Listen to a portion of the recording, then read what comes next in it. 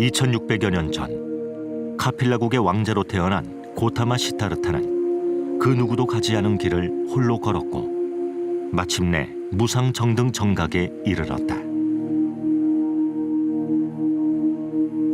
한반도에 불심이 한창이던 고려시대, 아무도 내비치지 않은 수행의 길을 찾아 나선 선구자가 있다. 범일국사가 계산한 사굴 산문에서 출가해 오늘날 한국 불교의 기틀을 마련한 보조국사 진울이다. 고려시대를 대표하는 위대한 불교 사상가, 그리고 오늘날 한국 불교의 정신적인 지주 보조국사의 발자취를 찾아 나선 저는 하가산 보문사에 와 있습니다. 보조국사께서 3번의 깨달음 중에 2번째 깨달음 얻은 것으로 유명한 곳입니다. 보조국사는 승과에 합격해서 개경에서 고승대덕이 될 수 있는 그런 기회를 가졌습니다. 그런데 바로 개경을 떠나서 장평, 그리고 이곳 예천, 이러한 저 먼 시골 궁벽한 곳을 찾아다니면서 오로지 수행에만 몰두했습니다. 12세기의 보조국사가 왜 그러한 명리를 버리고 산속에 은둔해서 진정한 깨달음을 위해서 길을 찾아 나선 것일까요? 우리는 그 의문을 이곳 보문사에서부터 찾아보려고 합니다.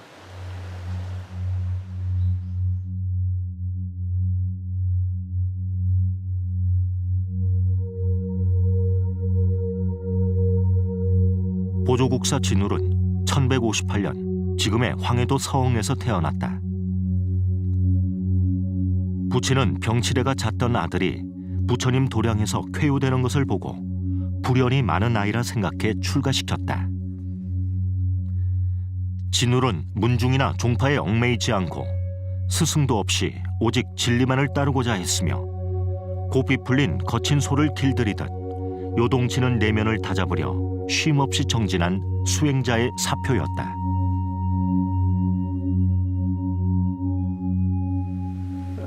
보조국사는 16살에 종위선사에게 출가를 했습니다. 그리고 9년 동안 소백산 묘봉암에서 수행을 하다가 25살에 개경에 와서 승과를 치르게 됩니다. 승과에 합격한 25살에 개경에서 담선법회가 열렸습니다. 말로는 선을 얘기하는 그런 법회인데 실제로는 국가의 중요한 스님들이 다 모여가지고 중요한 일로 논의하고 국가를 위해서 기도도 하고 하는 그런 가장 큰 행사였습니다. 보조국사도 참여를 했는데 이내 큰 실망을 하고 말았습니다.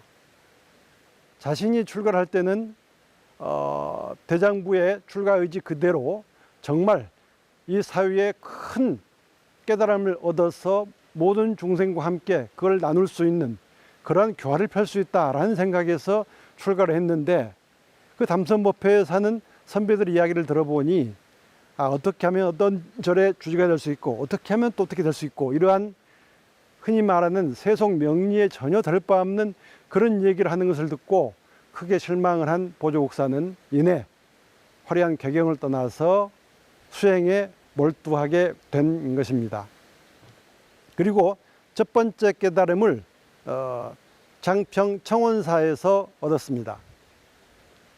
육주단경을 열심히 읽다가 육주단경에 있는 진여자성이 마음을 일으킬 때 우리들의 육근이 보고 듣고 깨닫고 알고 하는 것인데, 근데 중요한 것은 그러한 온갖 가지 경계에 물들지 않고 바로 진여자성, 다시 말해서 만물의 본체인 진성이 항상 자재로 있다, 바로 나에게 있다, 이런 구절에서 큰 깨달음을 얻었습니다.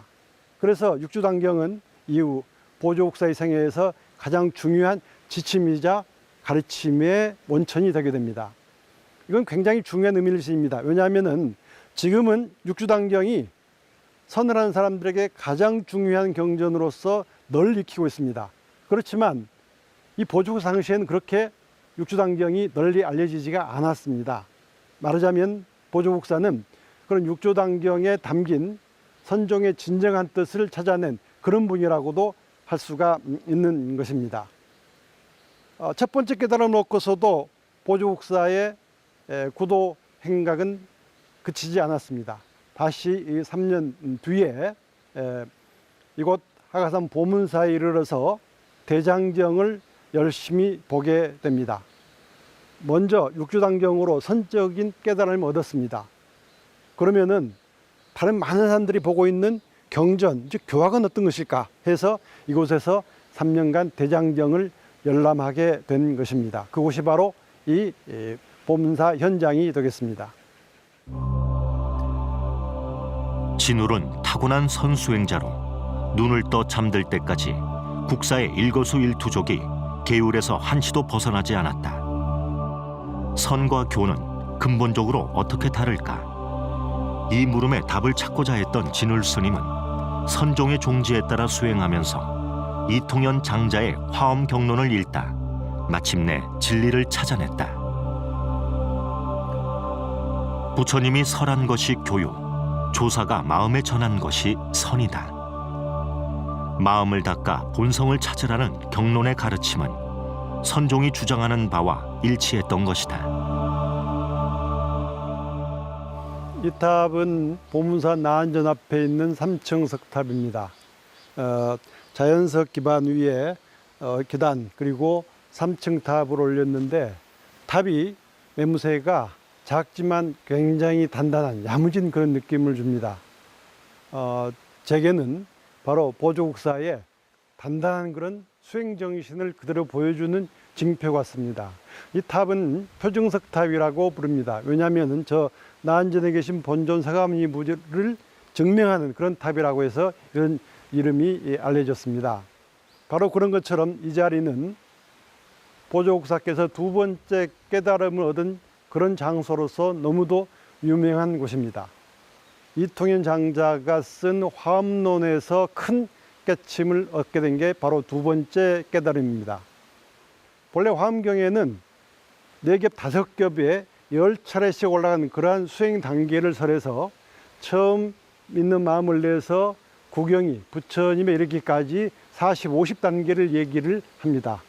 그런데 이통현 장자는 맨 처음 마음을 낼 때 그것이 바로 부처님의 근본 부동명지, 움직일 수 없는 명확한 지혜라고 하는 것을 확신하고 그 점을 강조했습니다.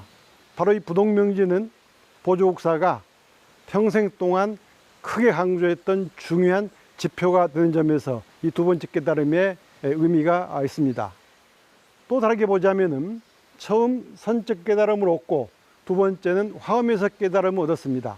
바로 이 자리에서 보조국사는 우리가 잘 알고 있는 정해쌍수, 선정과 지혜가, 다시 말해서 선수행과 교학의 공부가 둘이 아닌 반드시 함께 한다는 것을 명확히 한 그런 사상적인 원천을 세운 곳이기 때문에 이것이 너무도 중요하게 여겨지는 것입니다. 그런 의미에서 이 단단한 야무진 3층 석탑과 보조국사의 생애는 너무도 잘 어울리는 그런 쌍이라고 얘기할 수 있겠습니다. 두 번째 깨달음을 얻어 정해쌍수의 초석을 놓은 무렵 담선 법회에서 약속한 결사를 실천하자는 몇몇 도반들의 간청이 있었다.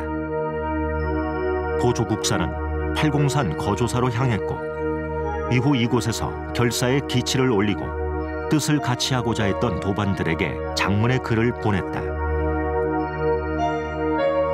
바로 권수정의 결사문이다. 서너 명의 도반들이 동참하겠다는 뜻을 밝혔고 이내 결사가 시작됐다. 정의 결사는 불교 수행의 핵심인 정과 해, 이 두 가지를 함께 닦자는 수행 실천 운동이었다.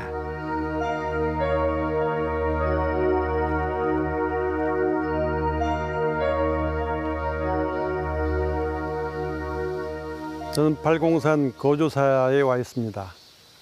이 고풍스런 석탑과 고려 말의 양식을 보이는 아주 장대한 영산전 일품인 아주 품이 넓은 도량입니다.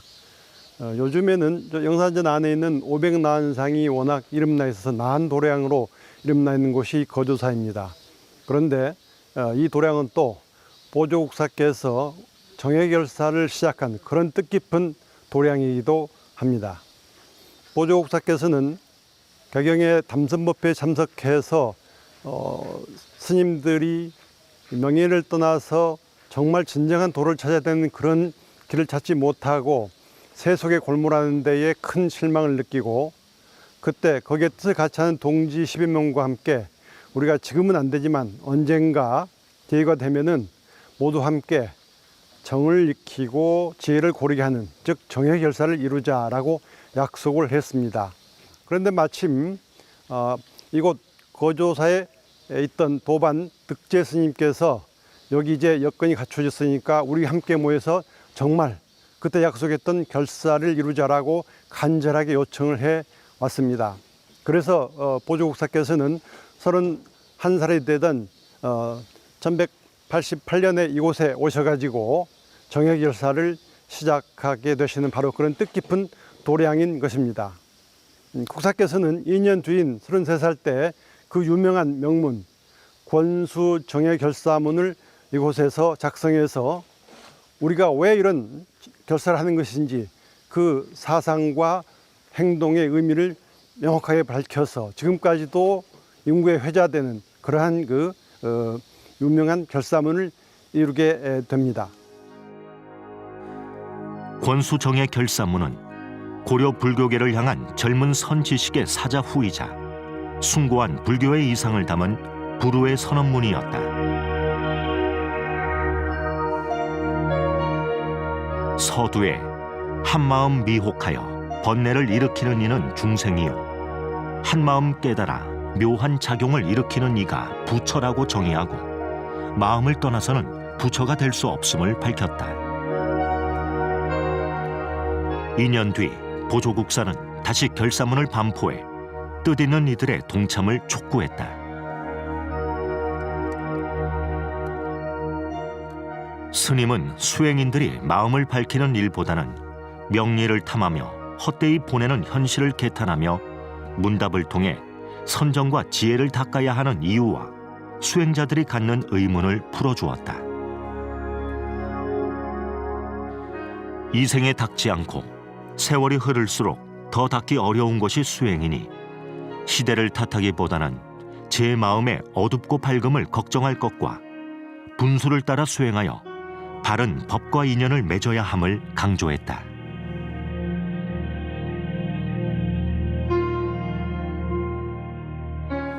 고조사 영산전 내부의 모습입니다. 이렇게 보시듯이 500여 난상이 가지가지의 모습으로 자리 잡고 있습니다. 이 나님들을 보니까 보조국사께서 결사하시던 바로 그 결사 도반들의 모습이 이러지 않았을까 생각이 들기도 합니다. 보조국사께서 이곳에서 쓰신 권수 정예 결사문은 이름 그대로 정과 해, 즉 선정을 익히고 지혜를 고르게 하는 정의 쌍수의 기치를 명확하게 한, 그것을 수행할 것을 권하는 그런 글입니다. 맨 처음에 땅에서 넘어진 자 땅을 딛고 일어서라로 시작을 해서 우리에게 많이 알려져 있는 바로 그 글이기도 합니다. 땅에서 넘어지면 땅을 딛고 일어서야 한다. 땅에서 넘어졌는데 허공을 아니면 딴 데 가서 찾아서, 그게 아니고 바로 우리가 처해 있는 이 모습, 이 현실, 바로 이 자리에서 우리는 모든 것을 해결할 수 있는 그러한 자세로 임해야 바른 수행이 되고 끝내 깨달음이 얻을 수 있다라고 하는 그런 가르침이기도 합니다. 국사께서는 그 글에 이어서 중생은 바로 이 한마음이 미혹해서 뭔가를 알지 못하는 게 중생이고, 부처는 그 한마음을 깨달아서 후원이 알기 때문에 부처인 것이다. 중생과 부처가 따로 있는 게 아니고 바로 한마음을 어떻게 미혹하게 보느냐, 성성하게 깨달아 보느냐 하는 그 차이라고 얘기하고 있습니다. 당연히 그래서 수행의 가장 큰 목표는 우리의 한마음을 정확하게 보아서 깨달음을 얻음으로써 우리가 이 사회에서 우리 도반들과 우리 사회와 어떻게 바른 행동을 하고 바로 살 것인지를 하는 그런 인식의 자세를 알려주는 것이라고 할 수 있겠습니다. 왜 이렇게 절절하게 간절한 수행을 제시하셨을까요? 개경의 담선법에서 봤던 것처럼 불행하게도 당시의 고려 사회에는 명리를 찾고 편안함을 찾고 풍족한 걸 찾고 하는 그런 세태였던 모양입니다. 그래서 우리 출가한 사람들이 그러한 행동을 해서 되겠는가? 계율도 지키지 않고 공부도 하지 않으면서 신도들의 보시나 받고 하는 것이 그게 올바른 수행자의 길인가? 하고서 우리는 그러지 말자라고 약속했던 게 바로 담선법회의 동지들의 모임이었습니다. 그리고 그 모임이 이루어진 곳이 바로 이곳이었기 때문에 권수 정의 결사문을 통해서 보조국사는 이 결사를 시행한 사람들의 정확한 인식과 목표를 분명히 한 것입니다. 그래서 권수 정의 결사문은 그냥 우리는 이런 모임을 하겠다라고 하는 단순한 글이 아니고 6가지 항목에 걸쳐서 구체적이고 체계적으로 이 결사의 의미를 명확하게 밝힌 그런 글입니다. 그렇기 때문에 나중에 보조국사께서 전기하신 그 체계적인 사상책을 우리가 여러 가지로 얘기합니다만은 사실은 이 권수 정의 결사문에 그 정신에 중요한 것이 모두 들어있다 할 만큼 아주 중요한 글이 바로 이 결사문이고 이 거조사 영산전에서 바로 그러한 보조국사 정신을 다시 한번 새기게 되는 것입니다.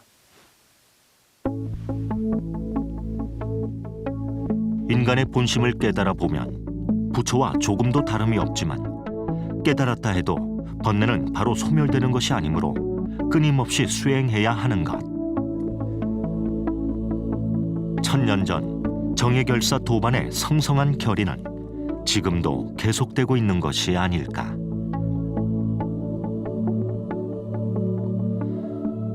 밖으로는 계율을 지켜 구속과 집착을 버리고 안으로는 부단히 선정을 닦아 애써 누르지 않게 될 수만 있다면 마음은 한없는 자유를 얻게 된다.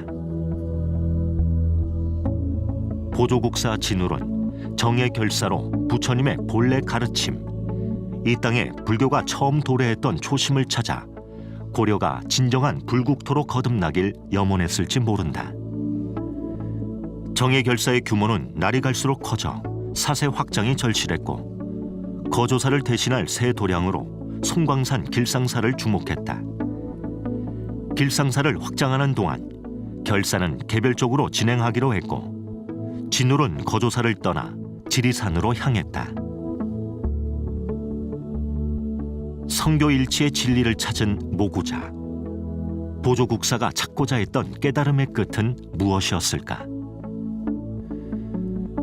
정예결사로 선풍을 일으킨 보조국사는 지리산에서 홀로 수행하던 중 또 한 번 대오각성하게 된다. 이곳은 곡성 아미산 천태암입니다. 보조국사께서 수선사인 송광사로 향하는 도중에 이곳에서 수행하시면서 심룡난을 모시고 기도에 드렸다는 바로 그런 도량입니다. 보조국사께서는 거주함에서 정예결사를 결성하시고 많은 사람들이 모여들어서 좀 더 마땅한 수련처를 찾았습니다. 그리고 41살인 1198년에 지리산 상무주함에서 또다시 수행에 들어가게 됩니다. 그 전해에 제자를 미리 보내서 지금의 송광사인 송광산 길상사가 수행이 마땅하다 해서 중창을 부탁해 놓은 그런 상태였습니다. 보조국사는 3번의 깨침을 얻었는데 바로 그 3번째가 상무주함에서였습니다. 그곳에서 대해여록을 읽다가 섬부재 정처 뇨처 일용사량처에서 큰 깨침을 얻었다고 합니다. 선이라고 하는 것은 시끄러운 저자거리에도 조용한 곳에도 또 우리들이 항상 생활하고 있는 또 생각하고 있는 이런 곳에 있는 게 아니다.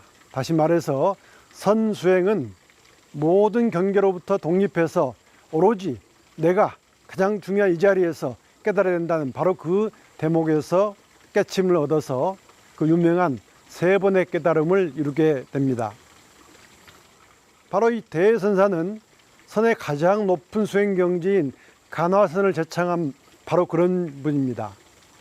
현재까지 한국 불교의 중심을 이루고 있는 간사선 수행이 시작되는 바로 그 순간이기도 합니다.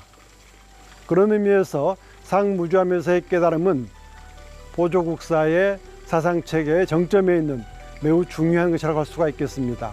뿐만 아니라 한두 번 깨달음이 그치지 않고 일생을 통해서 끝없이 수행하고 다시 또 그 발현처를 찾아서 보행을 펼쳤던 보조국사의 진실한 수행의 단면을 보는 그런 현장이기도 합니다. 마침 이 전태암은 그러한 상무조함 같이 보조국사께서 진실한 수행에 드셨던 그런 곳을 보는 것 같아서 너무도 친근하고 또 좋은 그런 인연터가 아닌가 생각이 됩니다. 선이란 일체 경계에 구애됨이 없이 자유자재해야 한다. 상무주함에서 2년여의 수행 중 만난 대해어록은 진울스님에게 현실 참여적 보살행에 대한 깨달음을 주었다. 3번의 화련대오록 보조국사 진울의 성교일치는 이론과 실수를 모두 겸비한 완전한 선사상으로 뿌리내릴 수 있었다. 오늘 우리는 한국불교의 정신적 지주 보조국사의 생애를 찾아서 그 3번에 걸친 깨달음의 현장을 더듬어 보았습니다. 장평의 정원사, 화가산의 보문사, 그리고 상무주함에서 3번에 걸친 깨달음을 통해서 보조국사는 절절한 수행의 정신을 보여주었고 우리는 그것을 확인했습니다. 다음 시간에는 그 보조국사의 깨달음과 보현행 실천의 터전, 즉 조화의 현장을 찾아서 정해쌍수와 도노점수의 보조국사의 사상을 살펴보도록 하겠습니다. 불연을 품고 태어나 3번의 대오각성으로 성교일치의 진리를 찾은 모구자. 보조국사 진울의 정해결사는 마침내 송광사에서 화려한 꽃을 피워냈다. 왕사, 국사의 등용문인 승과에 합격하고도 명리의 길을 버리고 자성의 길을 선택한 진울스님은 육조 단경, 이통현 장자의 화엄론, 대해어록을 통해 선정과 지혜가 같음을 깨달았다. 성교일치의 진리를 찾은 모구자는 정해결사의 씨앗을 틔워 더 많은 자성성불의 꽃을 피우기 위해 길상사, 오늘날 송광사로 향했다.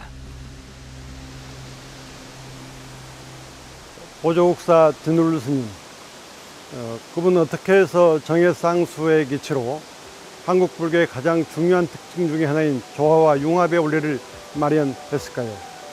오늘 그 수선 근본도량 송광사에서 그 자취를 찾아보도록 하겠습니다.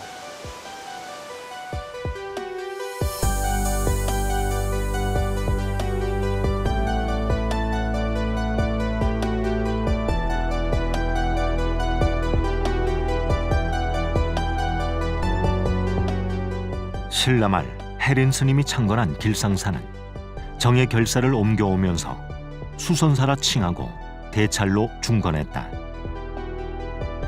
도량 곳곳에는 여전히 진울 스님의 흔적이 남아있다. 대표적인 것 중 하나가 일주문 앞 고향수. 이 나무는 보조국사가 스스로의 불멸을 입증하기 위해 짚고 다니던 지팡이를 심은 것으로 진울 스님이 다시 송광사를 찾을 때 소생하리라는 예언을 품고 있다.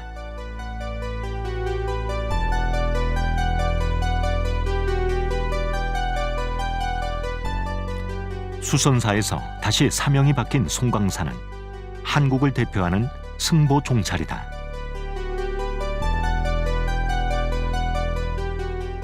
보조국사의 법맥을 진각국사가 이어받아 중창안 때부터 조선 초에 이르기까지 약 180년 동안 16명의 국사를 배출하면서 승보 사찰의 지위를 굳혔다. 송광사에서 배출한 16국사, 그 시작은 보조국사 진울 스님의 정해결사였다. 보조국사께서는 거조사에서 정해결사를 시작하셨습니다. 그리고 도반들이 많아지고 해서 더 나은 도량을 물색해서 이곳 송광사를 선택을 하게 됩니다.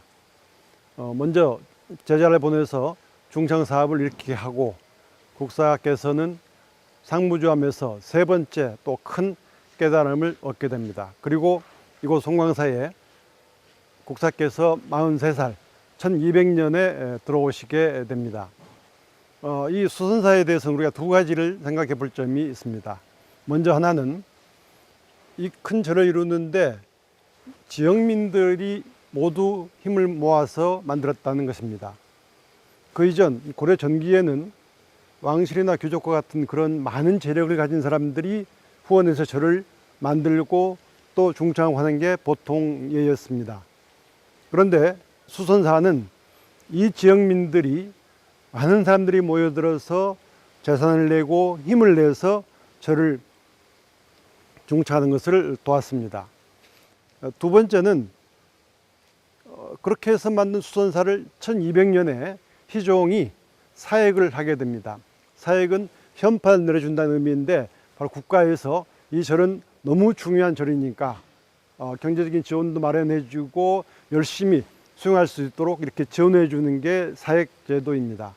저 객양에서 멀리 떨어진 객양에는 알려지지도 않은 그러한 새로운 운동가가 이 지역사회에 일으킨 바람이 얼마나 중앙에도 큰 힘이 됐던지 곧바로 문을 열자마자 왕이 인정을 했다는 것은 이것은 국왕 개인의 생각이라기보다는 그만큼 당시에 고려 사회가 이 새로운 문화에 갈망을 하고 있었고 그거를 또 인정할 수 있는 그런 힘이 있었다는 것을 보여주는 것이라고 생각을 합니다. 다시 말해서 보조국사의 수선사 결사 운동이 성공을 할 수 있었던 것은 국사의 그런 철저한 사상적인 바탕과 준비도 있었지만 그것을 또 지원할 수 있는 이 지역민들의 새로운 문화에 대한 갈망, 나아가서 또 그걸 받아들일 수 있는 중앙조정의 능력도 모두 다 맞춰졌기 때문에 수선사 운동이 고려 후기에 새로운 문화운동으로서 큰 의미를 지니는 이런 일을 할 수 있게 됐다고 생각을 합니다. 바로 지금 송광사 마당에서 800년 전에 그 정신을 되새기게 됩니다. 정예결사는 진흙에서 자란 청년이요 멀리서도 빛나는 금성이었다. 성교일치를 몸소 증명하는 새로운 수행 문화.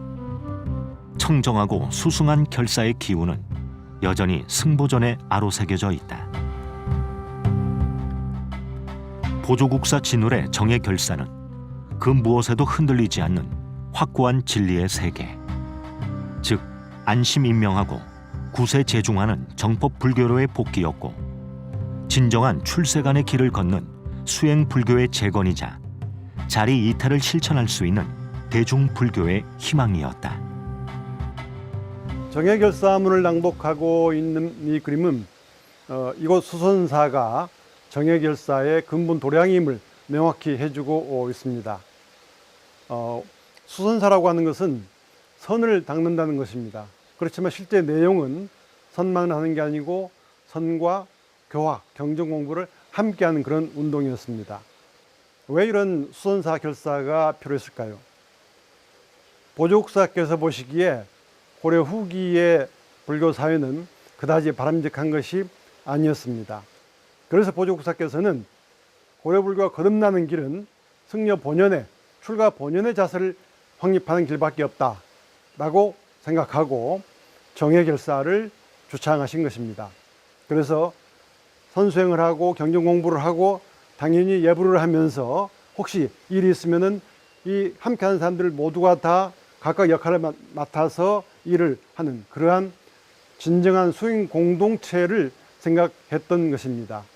그리고 그 정예결사문의 말무리에 보조국사께서는 모구자라고 분명히 표시를 하고 있습니다. 모구자, 소를 치는 사람이라는 얘기죠.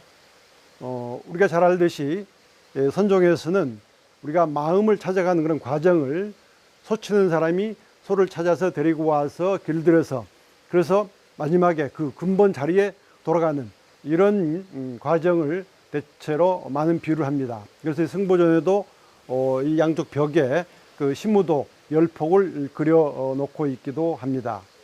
보조국사께서는 바로 우리가 진정 한 마음을 깨닫기 위한 우리의 마음을 잘 닦는 그 비결을 수신별이라는 책을 써서 남기고 그리고 모구자를 자청하면서 우리 모두 참된 선수행에 힘쓸 것을 격려하고 계셨던 것입니다. 이 성보전의 벽화를 보면서 우리는 그런 또 보조국사의 정신을 다시 한번 되새기게 됩니다.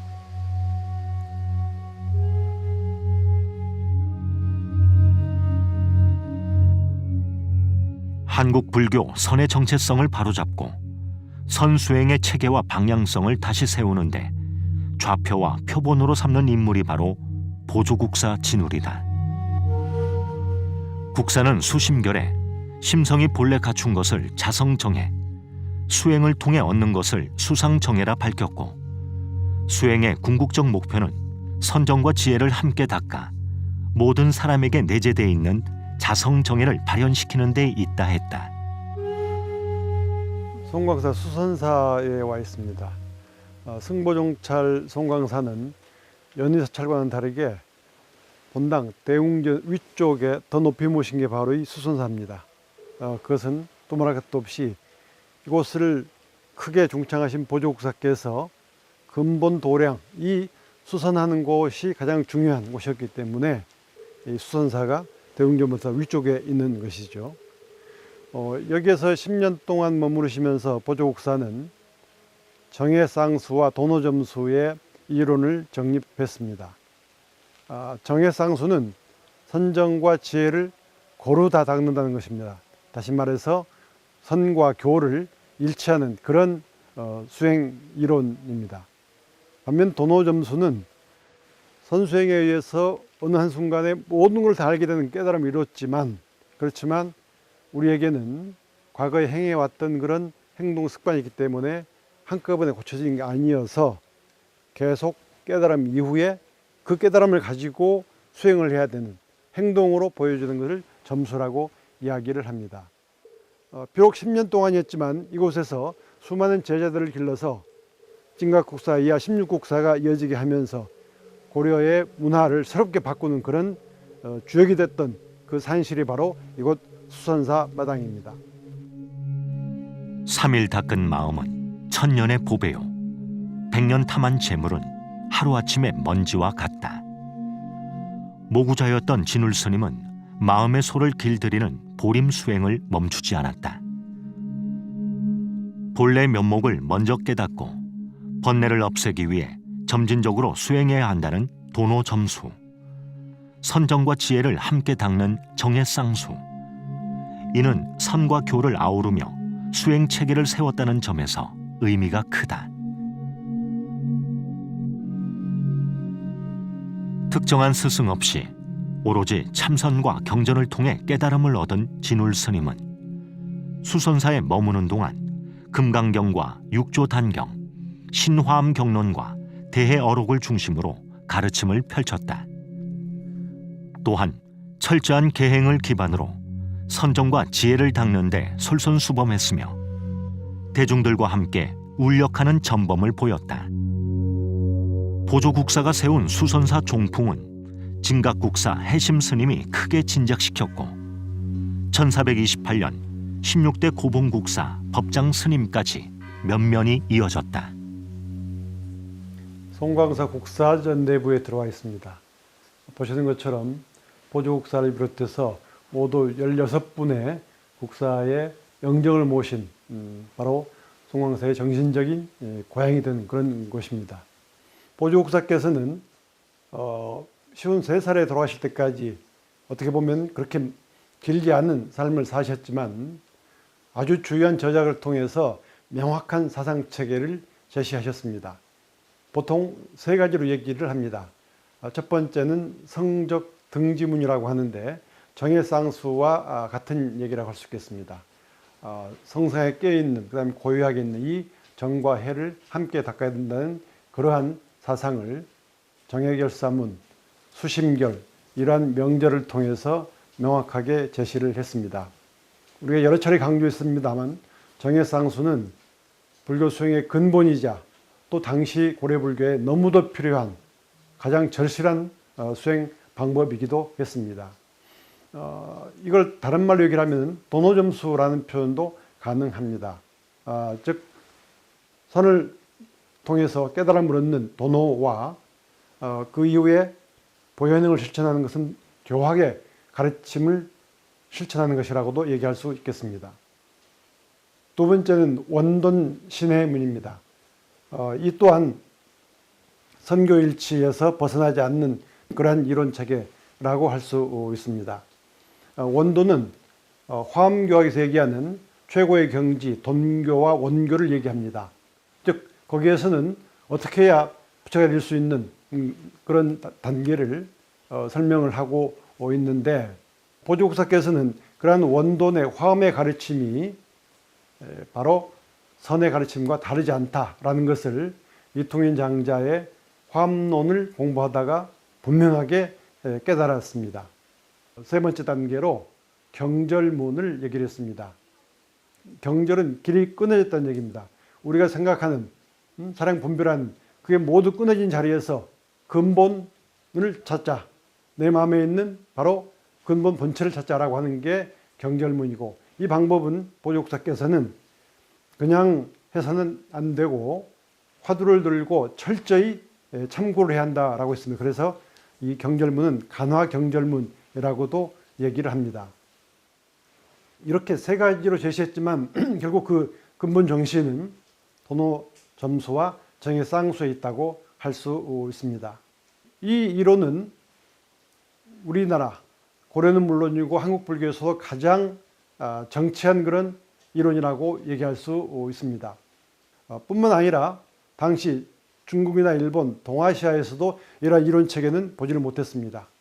그 이후에도 없었다고 해도 과언이 아닙니다. 그런 의미에서 볼 때 보조국사의 이 명확한 사상 체계는 동아시아 불교가 이룩한 최고의 업적이라고 얘기할 수 있겠고, 보조국사는 그 위대한 사상가라고 얘기할 수 있는 것입니다. 이 국사전에 여러 국사분들의 영정 앞에서 우리는 한국 불교의 오늘날의 정신을 어떻게 찾아야 할지 하는 그러한 다짐과 또 기대도 하게 됩니다. 진울 스님이 없는 지금의 한국 불교를 생각할 수 있을까? 정의 결사로 새로운 선풍이 확립된 송광사에 머무는 동안 진울 스님은 후학들을 위해 스스로 터득한 도노점수, 정해쌍수의 이론과 실천을 체계화시켰다.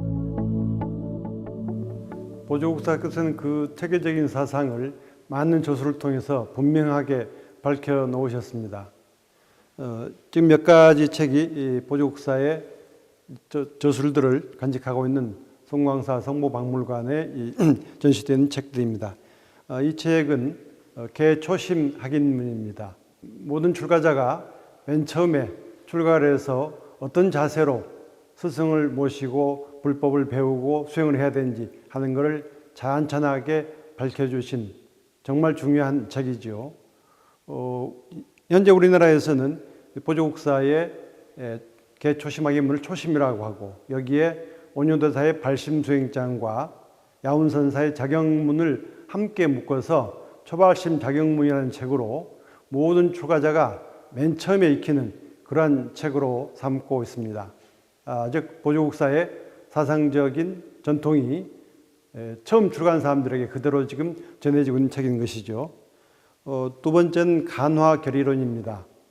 보조국사께서 성적 등지문과 원돈 신해문과 간화경절문으로 세 가지의 상책을 제시했을 때 그 수심결, 원돈 성불론, 그리고 이 간화결의론에서 그런 내용을 명확하게 밝혀주셨던 것입니다.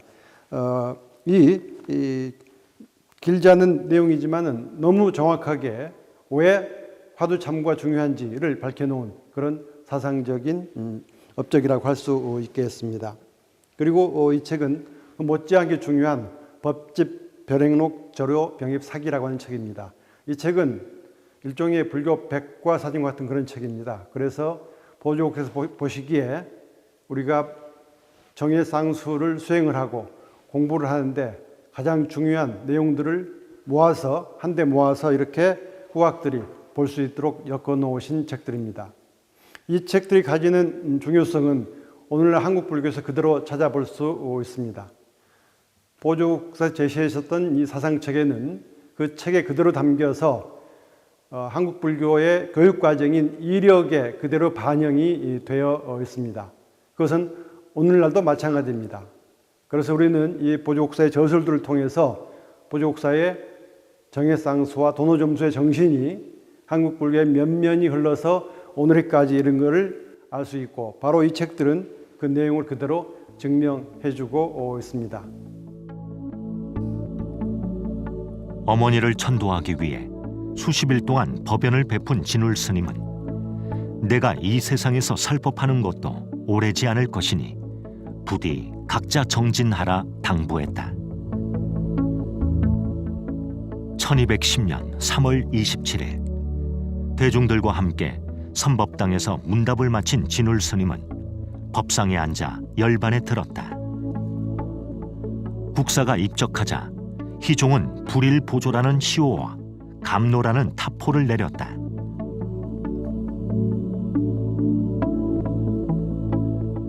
육신을 여인 지 수백 년이 지났지만 국사가 일으킨 새로운 선풍은 여전히 생명력을 잃지 않았다.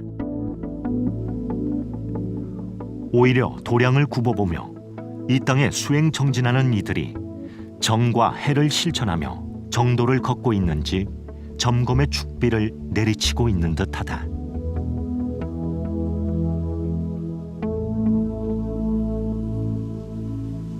송광사 가장 높은 곳에 있는 보조국사 감로탑입니다. 보조국사께서는 이곳 송광사에 오신 지 꼭 10년 만에 입적하셨습니다. 1200년에 들어오셔서 1210년에 불과 53세, 그리 많지 않은 나이에 일찍 입적하셨습니다. 국사께서 병중에 들었을 때 부지런한 제자가 물었습니다. 병 그러면 얼른 생각나는 게 유마거사의 바로 문질품이죠. 유마거사께서 중생의 고통을 다 짊어지고 병을 보이신 것과 스님의 병과는 어떤 각고 다름이 있습니까? 국사가 말씀하십니다. 너는 그동안 각고 다름만 배웠느냐? 그리고 주장자를 짚고 말씀하십니다. 이 모든 것 일체가 다 이 안에 들어있다. 국사께서 평생 동안 강조하셨던 경계에 얽매이지 말고 오로지 내 마음속에 내 주체를 찾으라고 했던 바로 그 말씀을 마지막으로 국사는 열반에 드셨습니다. 이후로 한국 불교는 국사의 종풍을 이어서 오늘날에 이르기까지 선과 교학을 함께 닦으면서 열심히 달려왔습니다. 송광사 도량을 내려다보는 이 자리에서 지금도 보조국사께서는 한국 불교를 불러일으킬 눈푸른 납자들이 떨쳐 일어나기를 기대하고 바라보고 계시는 듯 싶습니다. TV 고승전 보조국사편은 이곳 국사의 감로탑 옆에서 마무리 짓겠습니다.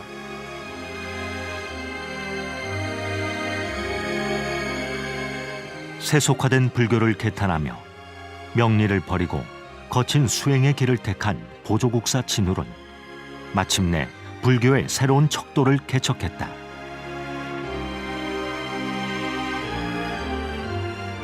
선과 교는 근본적으로 무엇이 다른가에 대한 해답을 찾고자 했던 보조국사는 해능의 육조 단경, 이통현 장자의 신화암 경론과 대해 어록을 통해 선교일치의 진리를 찾아냈다.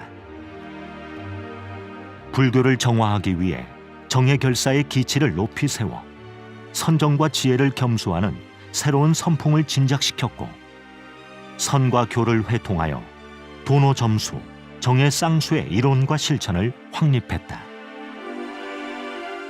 땅에서 넘어진 자, 땅을 짚고 일어나고, 마음이 어두워 중생된 자, 마음을 깨달아 부처를 이루라. 한국 불교 간화선의 기틀을 마련한 보조국사 진울은 불멸의 선지식으로 영원히 기억될 것이다.